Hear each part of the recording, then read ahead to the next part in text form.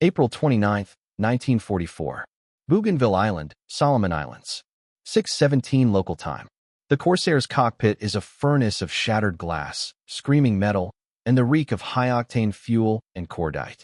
First Lieutenant Jack Duster Kellow's left wing is a shredded silhouette against the coral dawn sky.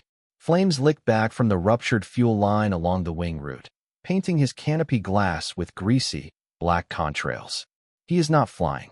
He is falling, a spiraling, 3,000-foot drop toward the jagged green teeth of the jungle canopy. His ears are full of the shriek of wind through torn aluminum and the frantic, wet gasp rhythm of his own breathing inside his oxygen mask. 500 yards off his shattered wingtip, the sleek, shark-like form of a Japanese A6M50 holds position. Watching, waiting for the kill shot. The Zero pilot banks slightly, the rising sun catching the red Hinomaru on the fuselage, a brilliant and terrible eye. He is close enough that Kellow can see the pilot's helmeted head turn, following his death spiral. A confirmation. A ritual. Kellow's left hand is a vice on the throttle. His right, slick with sweat, grips the control stick, fighting a torque that wants to spin the 2-ton bird into a final, unrecoverable flat spin. The altimeter unwinds with a sickening, mechanical haste. 8,000 feet. 7,500. 7,000. The jungle below resolves from a green carpet into individual trees, their tops sharp as spears. The Zero edges closer, sliding into a perfect firing position at his 5 o'clock low. In 10 seconds, maybe less, its twin 20mm cannons and pair of 7.7mm machine guns will stitch the Corsair's vulnerable belly from nose to tail. There will be no parachute. There will be no burial. There will only be a fireball blooming against the green, a marker for the sharks in the channel. His mind fractures. The present danger, the scream of the wind, the shuddering airframe, the predatory Zero, splinters into a memory. A memory from 8 months ago, a world away on the polished deck of the USS Hornet. The Pacific sun was a blinding hammer on the flight deck. The air stank of hot engine oil, salt spray, and new paint. Kellow stood at attention, his flight suit already soaked through at the back, as Commander Ed Ironball Riker paced before the row of fresh-faced replacement pilots. Riker stopped directly in front of Kellow, his eyes like chips of flint. "Lieutenant Kellow here," Riker's voice carried over the whine of a hydraulic lift nearby, "has a theory. He believes our bird, the F4U Corsair, can outdive not just the Zero, but the very hand of God Almighty." A few muted snorts from the line. Kellow kept his eyes fixed on the horizon. "He's cooked up a little maneuver. A diving trick, he calls it." Riker's lips twisted into something that wasn't a smile. A full throttle pushed the needle into the red vertical dive, pulling out at the last possible second.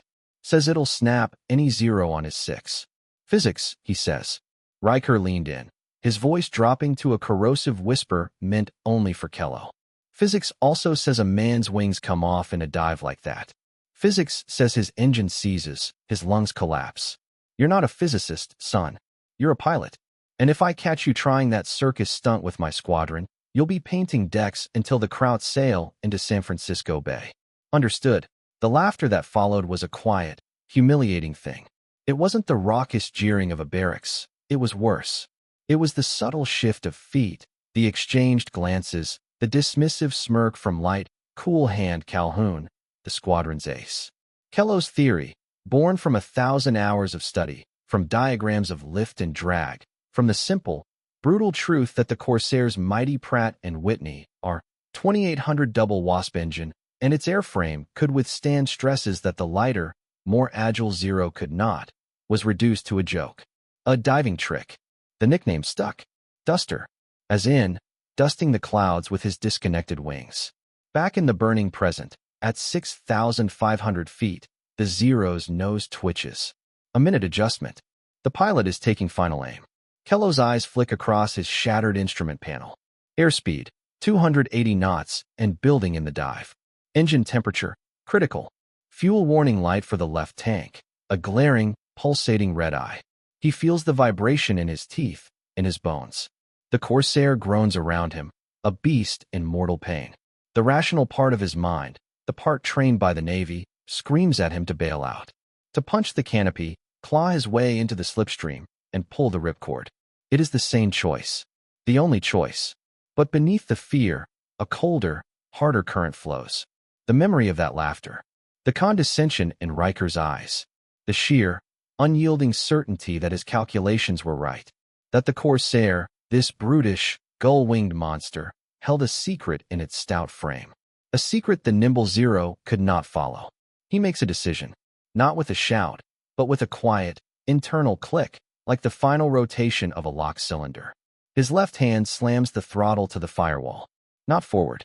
Through a wire gate. To the emergency war power setting. The double Wasp engine, 18 cylinders of furious machinery, howls in protest, and then in unleashed fury. The propeller bites the thick, low-altitude air. The Corsair, already falling, jerks forward as if kicked. The flaming wing trembles, and for a heart-stopping second, Kellow thinks it will simply fold back and send him into a final spin. It holds. He does not try to level out. He does not try to turn. He shoves the control stick forward. Hard.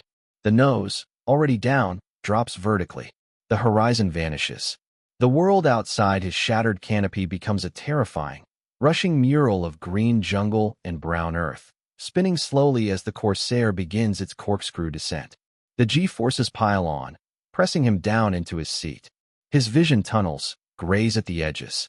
He fights to keep his eyes on the instruments, to keep his breathing in short, sharp grunts, fighting the GS trying to drain the blood from his brain. The airspeed needle leaps, 320, 350, for 100 knots. The wind scream becomes a deafening, physical roar. The entire airframe shakes violently, a note of pure, structural terror. Pieces of shattered plexiglass and loose metal tear free from the wing, whipping past his canopy. Behind him, the Zero pilot reacts. He sees the stricken Corsair not trying to flee, but committing what looks like certain, spectacular suicide. A final, defiant act. The Zero pilot pushes his own stick forward, his aircraft nimbly tucking into a pursuit dive. He is confident. The Zero is a master of the vertical. It can dance in the sky. It will follow this dying American down, watch the disintegration, and pull out at the last moment. A story for the mess tonight. What the Zero pilot cannot feel is the vibration now hammering through his own lighter airframe. At 450 knots, the control surfaces of the Zero begin to protest. The stick grows heavy. The graceful dancer is being pushed into a realm of physics it was not built for. The Corsair, heavier, sturdier, designed around a powerhouse engine, continues to accelerate. Kellow is a stone in a well. The altimeter is a blur.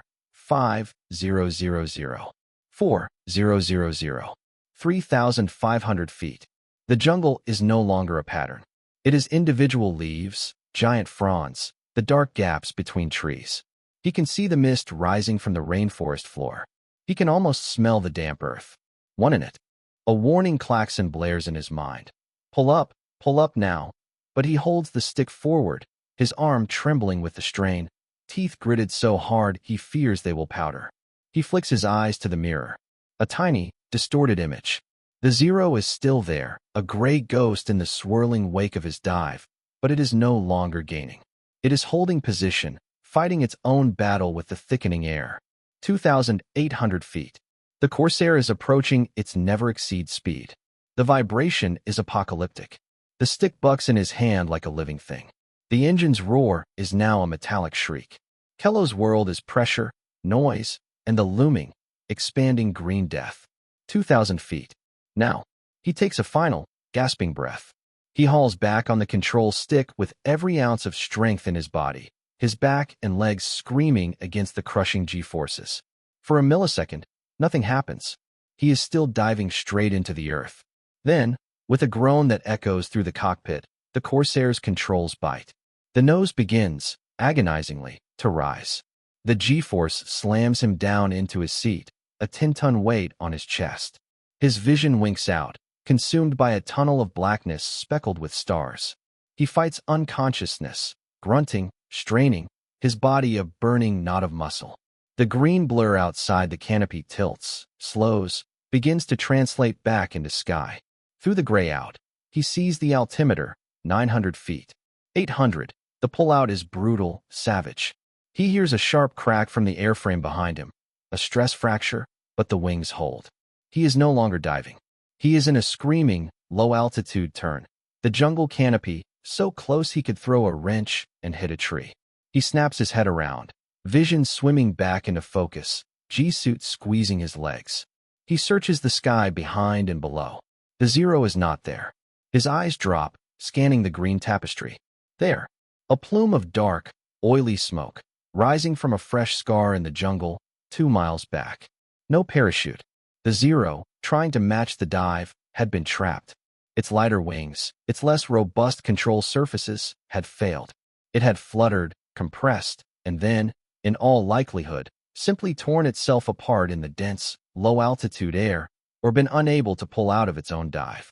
The pilot had followed the diving trick into the ground. There is no time for triumph. No time for a breath. As he levels the Corsair, the shuddering, wounded beast bleeding fuel and smoke, his radio, silent until now, crackles to life with frantic, chopped transmissions. It's Calhoun. Any bandits? They're coming out of the sun. Mayday, mayday, this is Red Leader.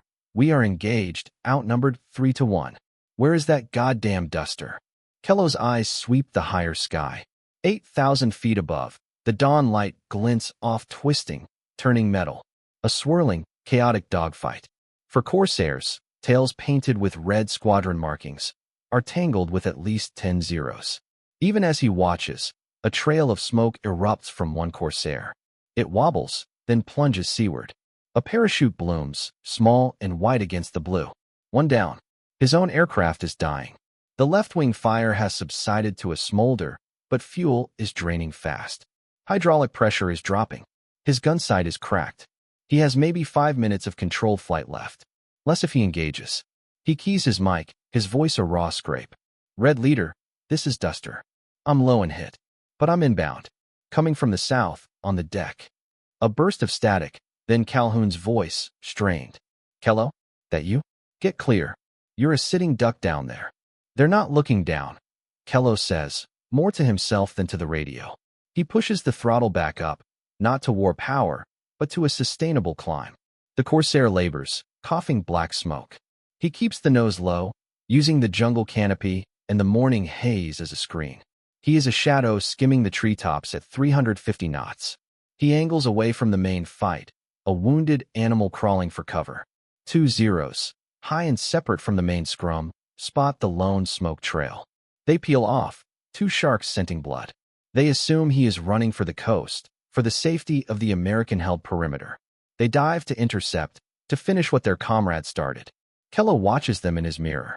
He counts silently, lets them commit. They are in a shallow, confident dive, lining up for a textbook high-side attack. They see a cripple. Prey. At 500 feet, with the Zeros 800 yards behind and closing fast, Kellow does it again. He cuts the throttle to idle. He stands the Corsair on its left wing, a violent, jarring turn that swings his nose directly back toward his pursuers. For a second, he is flying directly at them, a head-on pass. The Zero pilots, startled, instinctively brake, one left, one right. Standard evasion. Predictable. Kellow doesn't fire. He has no shot. Instead, he picks the Zero braking to the right. He shoves the throttle forward again and stomps on the right rudder, throwing the Corsair into a sliding, oblique dive that positions him not on the Zero's tail, but in a perfect, converging angle of attack from its high right flank.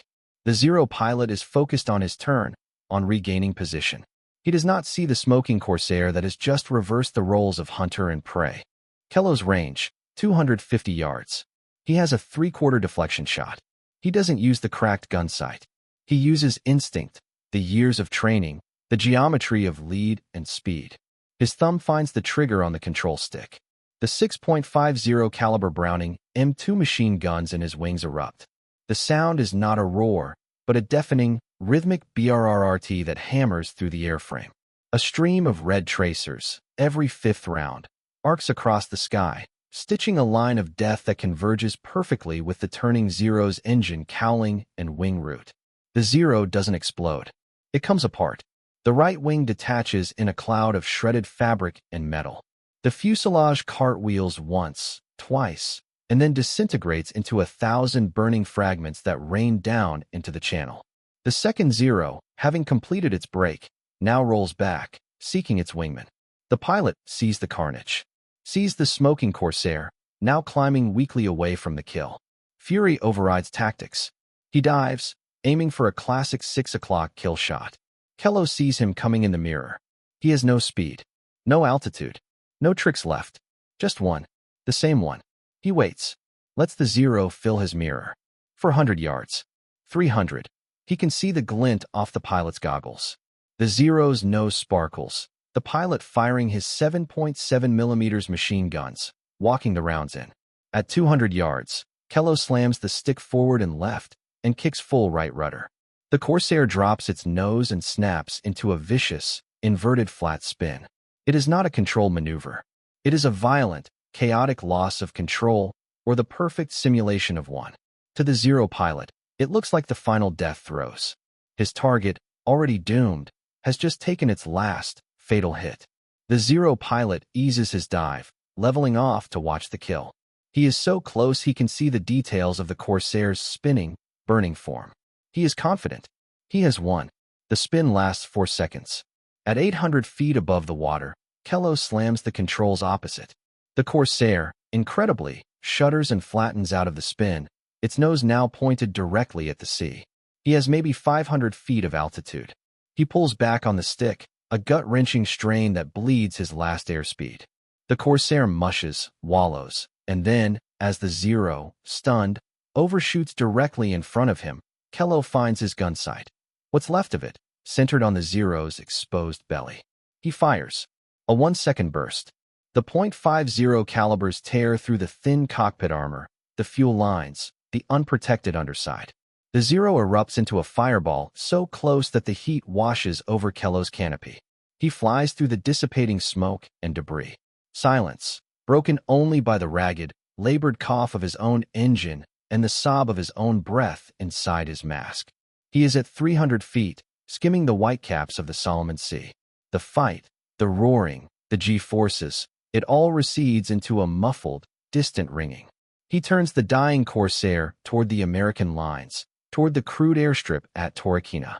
The jungle coast slips past, a blur of green. He does not think of the 5 kills.